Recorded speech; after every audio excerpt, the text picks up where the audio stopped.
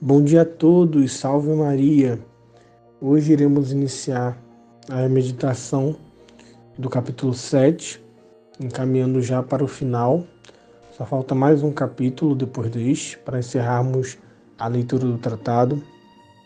O artigo de hoje é o artigo 1º, que tem como tema o conhecimento e desprezo de si mesmo. No capítulo 7, São Luís vai elencar em cada artigo, são pequenos artigos, ele vai elencar o que a devoção à Virgem Maria produz numa alma que lhe é fiel. E o primeiro artigo vai falar sobre o primeiro fruto que produz a devoção à Virgem Maria, que é o fruto do autoconhecimento. Esse autoconhecimento produz o autodesprezo por si mesmo e por sua própria natureza decaída. O que isso quer dizer, esse autoconhecimento, esse autodesprezo? Ele diz que o Espírito Santo, por intermédio da Virgem Maria, iluminará a consciência dos consagrados. Porque uma coisa que é verdade, né? E eu não sei se vocês já perceberam, mas uma coisa que eu já percebi é que nós não somos bons juízes de nós mesmos. Nós temos uma imensa dificuldade de reconhecer a nossa malícia e a nossa maldade.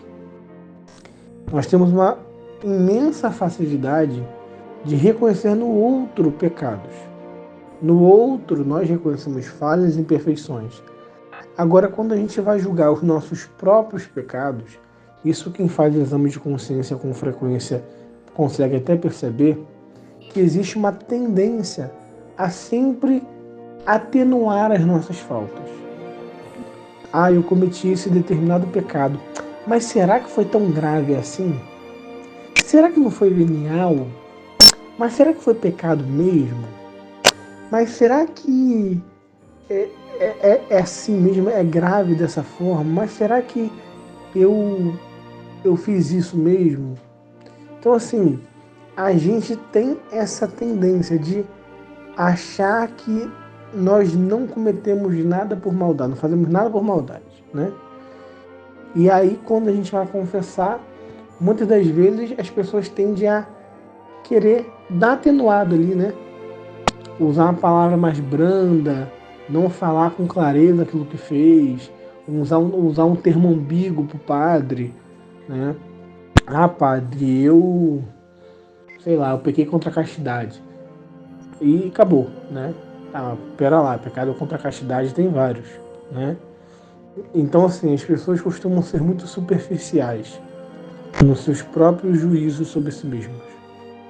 E isso faz com que a gente não perceba a malícia que nós temos dentro do nosso coração. A maldade com que nós praticamos certos atos e certos pecados. Nós podemos até mentir para o sacerdote. Nós podemos até ocultar do sacerdote algum pecado. Nós podemos até falar um pouco mais rápido ou até mesmo atenuar um pouquinho, usar uma palavra mais bonitinha na confissão para ele entender outra coisa. Mas Deus, Ele nos conhece profundamente. E esse tipo de atitude pode, inclusive, fazer a nossa confissão ser inválida. E ao invés de sairmos perdoados, saímos ainda com um novo pecado, que é o sacrilégio contra o sacramento da penitência. Então, essa tendência do homem de achar sempre o bem de si mesmo e nunca achar que faz nada por mal, né, de atenuar as suas próprias faltas, é uma tendência enraizada na nossa natureza. A gente consegue ver o mal no próximo, mas não em nós mesmos. E isso só consegue ser desfeito através do autoconhecimento. É que os santos falam muito. Santa Catarina de Sena, por exemplo, ela, no seu livro O Diálogo, ela frisa muito isso. Deus, falando com ela, diz que o homem só consegue alcançar a santidade se passar pela via do autoconhecimento, do conhecimento de si mesmo e do conhecimento de Deus. O conhecimento de Deus ilumina o conhecimento de nós mesmos. Porque quando a gente conhece quem é Deus, a santidade de Deus, a grandeza de Deus, né, e as virtudes que Deus exige de nós, se a gente conhece os nossos próprios defeitos, a gente consegue, à luz da santidade de Deus, olhar as nossas faltas através de um olhar mais claro. Jogamos luz naquilo que é obscuro e as coisas aparecem como elas realmente são. Só que esse caminho de autoconhecimento, ele é árduo, ele é difícil, ele é penoso. Ele muitas das vezes exige um esforço muito grande de nossa parte, esforço esse que nem sempre estamos dispostos a fazer. E por isso, quando a gente tem a devoção à Santíssima Virgem Maria, e não só uma devoção vazia, como eu já falei, porque isso aqui não é passe de mágica, não é varinha de blim-blom, você vai fazer a consagração e plim, você está santo. Não. São Luís diz que os efeitos maravilhosos que essa devoção produz numa alma, que lhe é fiel, exige a fidelidade daquele que é consagrado. O consagrado que é fiel à devoção à Virgem Maria, que é um verdadeiro devoto, esse sim terá graça de conhecer os seus próprios pecados e as suas próprias misérias como elas realmente são, pela luz do Espírito Santo que a Virgem Maria vai infundir em suas almas, e assim conseguirão ter um melhor conhecimento sobre o seu estado espiritual, sobre seus pecados, sobre suas misérias, sobre seus maus hábitos, conseguirão se confessar com maior contrição, com maior arrependimento, com melhor propósito e conseguirão evitar o pecado com melhor eficácia, né? E isso é de suma importância.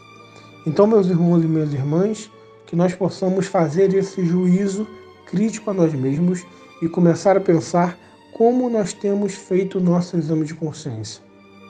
Será que a gente tem puxado muito a nossa sardinha, né?